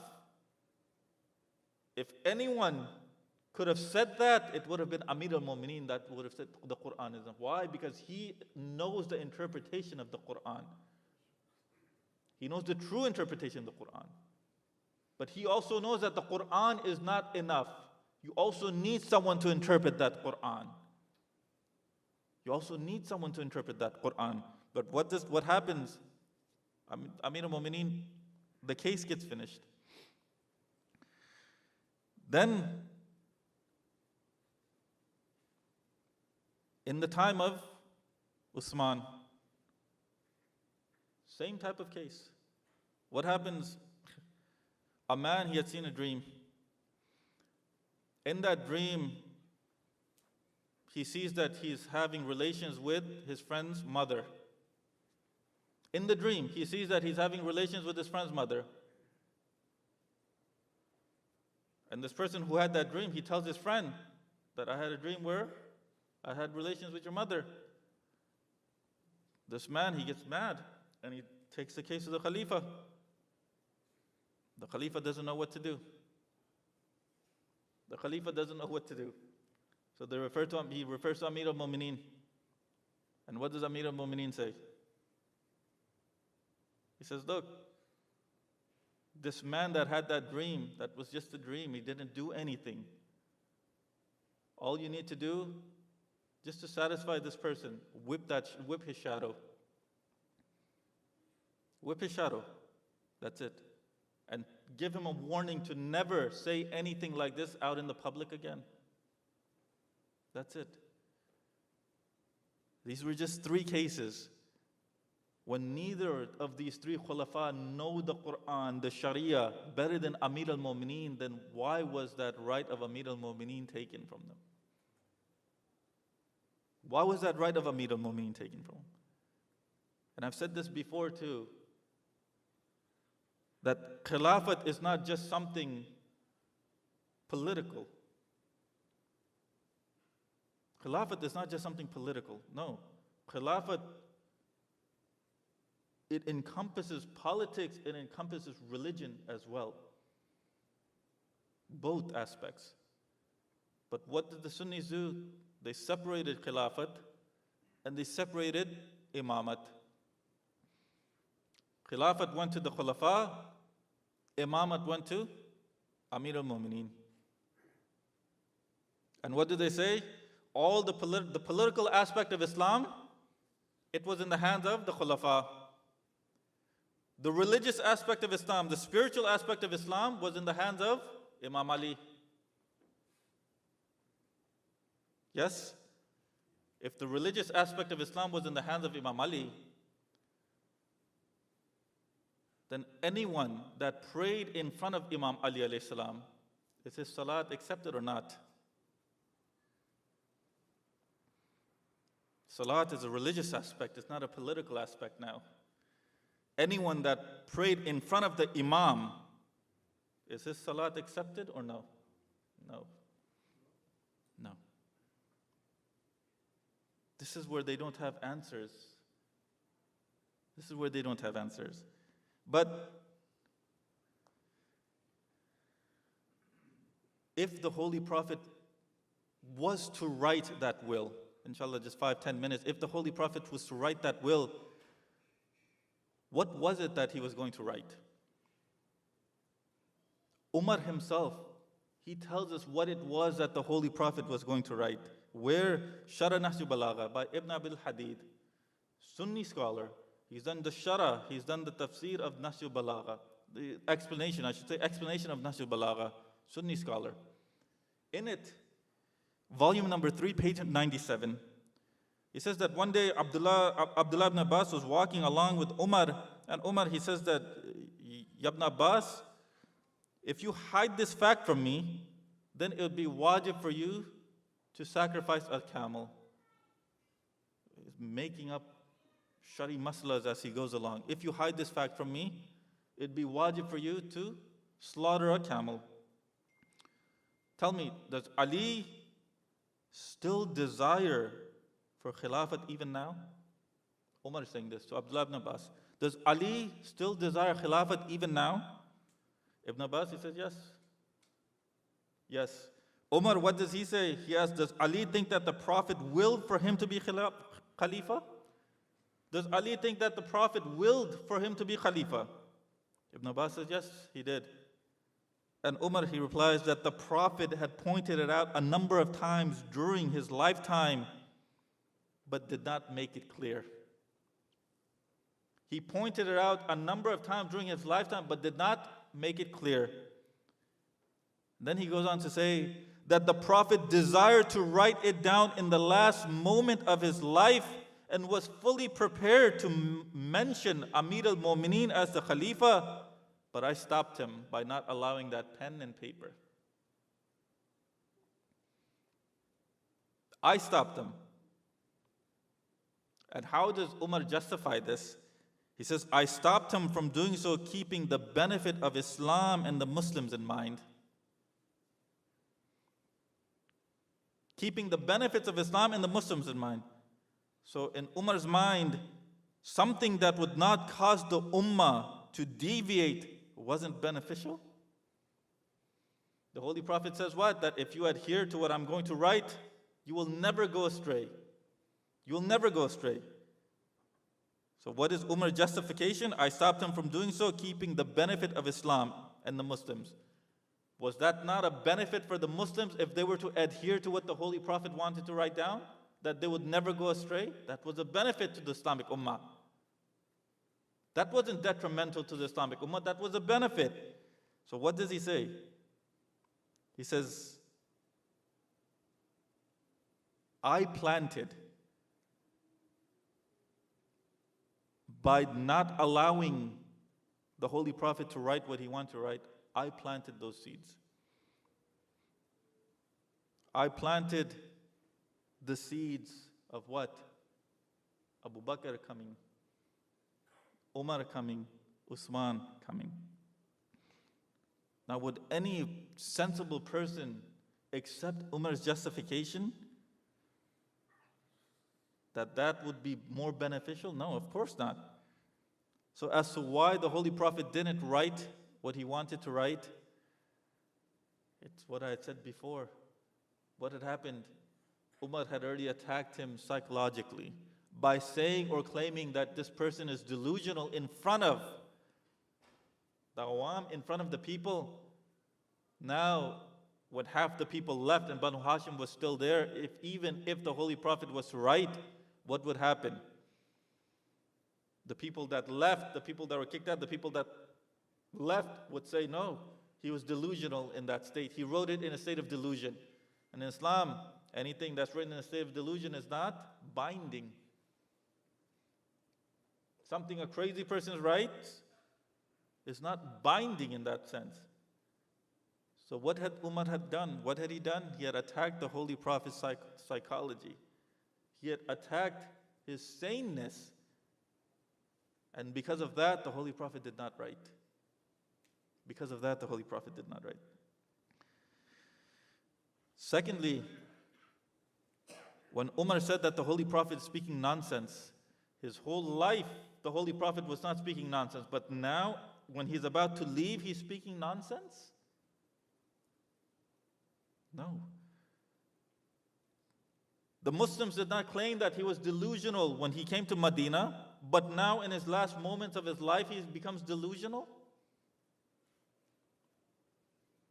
This is attack on the Holy, this is an attack on prophethood itself, not just the Holy Prophet, this is an attack on prophethood. Why? Just to save face for Umar. And when you look at everything that happened after this incident,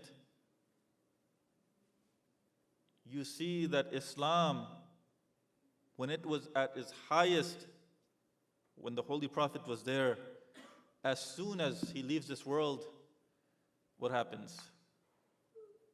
Islam, it starts to come lower in the eyes of the others. In the eyes of the others. Now you see 1400 years later, there's no religion on this earth which is more looked down upon than Islam. Buddhists look down upon it. Christians look down upon it. Jews look down upon it. Atheists look down upon it. Agnostics look down upon it. Hindus look down upon it. There's no religion in this world right now that's looked more down upon than Islam. Why? Because of these incidents that happened in the lifetime of the Holy Prophet. As soon as the Holy Prophet left this world, some narrations 3 months, some narrations 6 months, That's how long the daughter of the Holy Prophet was alive in this world. Sallallahu alayka ya Rasulallah. Sallallahu alayka ya Amir al-Mu'mineen.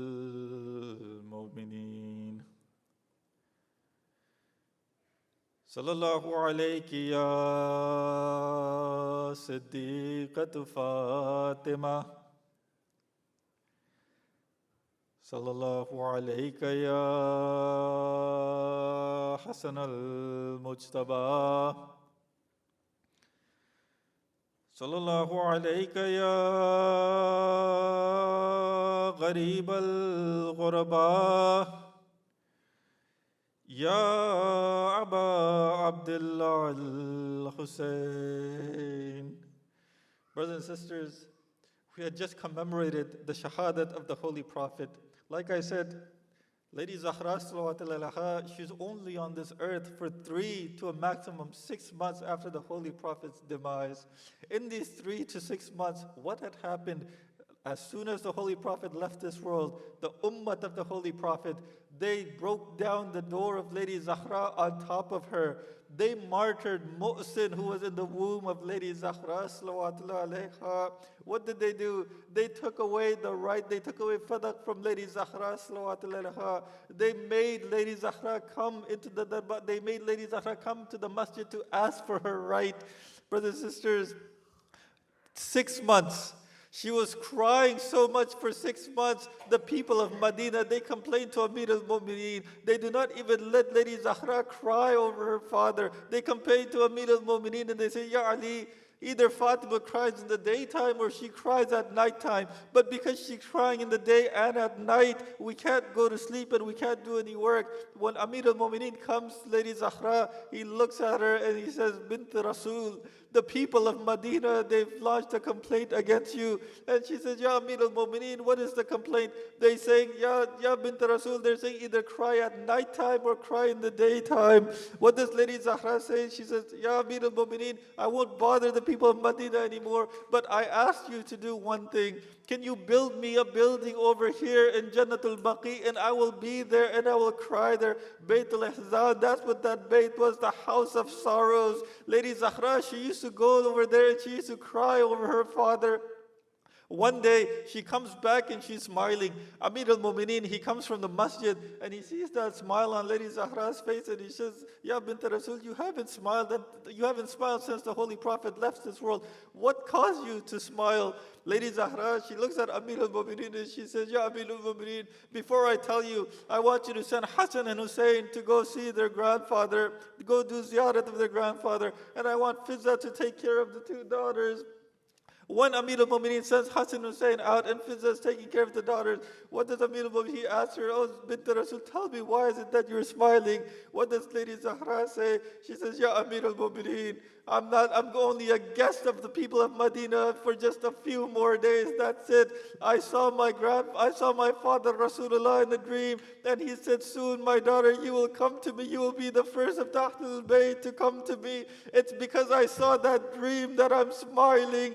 And it was this dream, when it came true. What did the narration state? The narration state that after Amir al-Mu'mineen had done ghusl to Lady Zahra, what does he do? He tells all the children and come to say their last salam. One by one, Imam Hassan comes, Lady Zainab Sallallahu comes, Kulthum is brought, but Imam Hussein salam, he doesn't come to Lady Zahra, he doesn't come to say his final goodbye, he's waiting by the door. Amir al-Mu'mineen, he calls out, oh my son Hussein, come and say your last salam to your mother. When he doesn't come, what does Imam Hussein say? Imam Abdullah Hussein says, oh father dear, I will not come until my mother herself calls me. As soon as he says that, Lady Zahra, her hands come out and she says, oh my son Hussein, come to me and say your last salam. Inna lillah wa inna ilayhi raji'un. Ya Allah, I ask you to forgive our sins, to forgive the sins of all of the mu'mineen that are gathered here, and to forgive the sins of all the mu'mineen that are listening to these lectures on these nights. I ask you, Allah, to forgive the sins of our marhumeen, I ask you to forgive the sins of all of those mu'mineen, mu'minat, marhumin that do not have anyone to pray on their behalf. And I ask you, Ya Allah, bihaqq Muhammad wa ala Muhammad, Ya Allah, send the last of your hujjats and let us and our families be able to sacrifice our life for him and his cause. Walhamdulillahi Rabbil Alameen. Matam Hussein.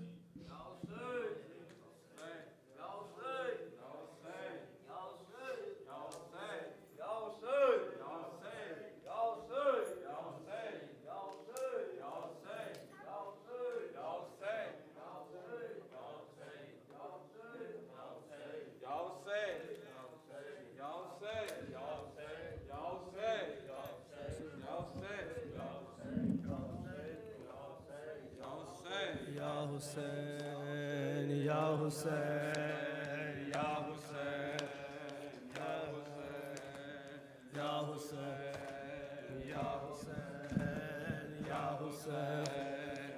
Hussein, Ya Hussein, Ya Hussein, Ya Hussein. Haider اٹھا رہے ہیں جنازہ رسول کا، حیدر اٹھا رہے ہیں جنازہ رسول کا، حیدر اٹھا رہے ہیں جنازہ رسول کا، حیدر اٹھا رہے ہیں جنازہ رسول کا. ماتم سرا بنا ہے مدینہ رسول کا، ماتم سرا بنا ہے مدینہ رسول کا، حیدر جنازہ رسول کا، حیدر اٹھا رہے ہیں جنازہ رسول کا. بے حال ہے رسول کی دختر حسینیوں، بے حال ہے رسول کی دختر حسینیوں، بے حال ہے رسول کی دختر حسینیوں. دو فاطمہ یتیموں کو پرسا رسول کا، دو فاطمہ یتیموں کو پرسا رسول کا، حیدر اٹھا رہے ہیں جنازہ رسول کا، حیدر اٹھا رہے ہیں جنازہ رسول کا. جاتے ہو چھوڑ کر ہمیں اے نانا جا کہاں، جاتے ہو چھوڑ کر ہمیں اے نانا جا کہاں، جاتے ہو چھوڑ کر ہمیں اے نانا جا کہاں. کہتا ہے رو کے چھوٹا نواسا رسول کا، کہتا ہے رو کے چھوٹا نواسا رسول کا، حیدر اٹھا رہے ہیں جنازہ رسول کا، حیدر اٹھا رہے ہیں جنازہ رسول کا. سر کو جھکائے روتی ہے بابا کی سوگوار، سر کو جھکائے روتی ہے بابا کی سوگوار، سر کو جھکائے روتی ہے بابا کی سوگوار. زہرا کی موت ہو گئی مرنا رسول کا، زہرا کی موت ہو گئی مرنا رسول کا، حیدر اٹھا رہے ہیں جنازہ رسول کا، حیدر اٹھا رہے ہیں جنازہ رسول کا، حیدر اٹھا رہے ہیں جنازہ رسول کا. حیدر لٹا رہے ہے لحد میں رسول کو حیدر لٹا رہے ہے لحد میں رسول کو حیدر لٹا رہے ہے لحد میں رسول کو سر پیٹتا ہے قبر پہ کنبہ رسول کا سر پیٹتا ہے قبر پہ کنبہ رسول کا حیدر اٹھا رہے ہے جنازہ رسول کا حیدر اٹھا رہے ہے جنازہ رسول کا ماتم سرا بنا ہے مدینہ رسول کا حیدر اٹھا رہے ہیں جنازہ رسول کا یا حسین یا حسین یا حسین یا حسین یا حسین یا حسین یا حسین یا حسین یا حسین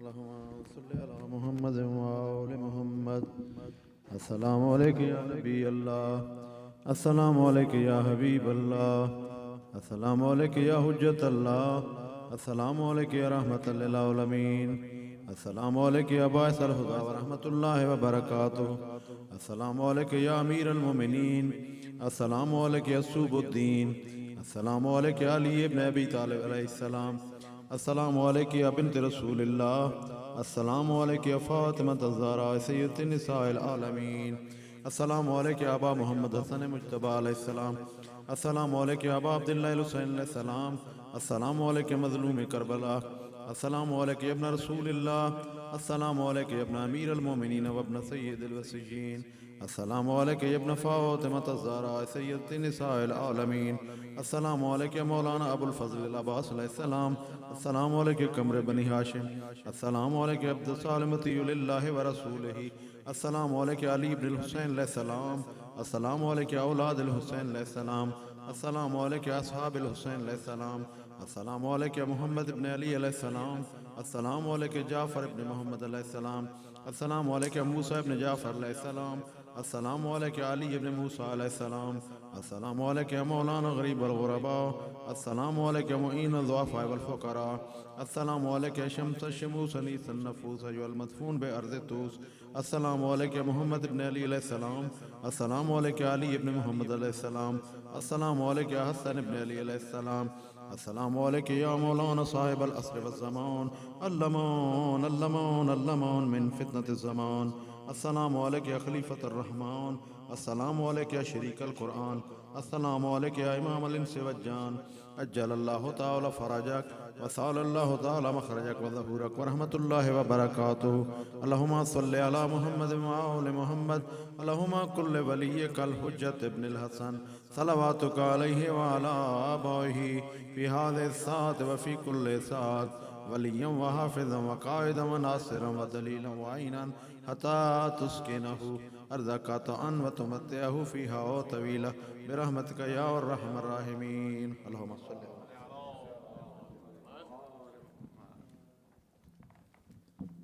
شبیر تیرے پیر تے لعنت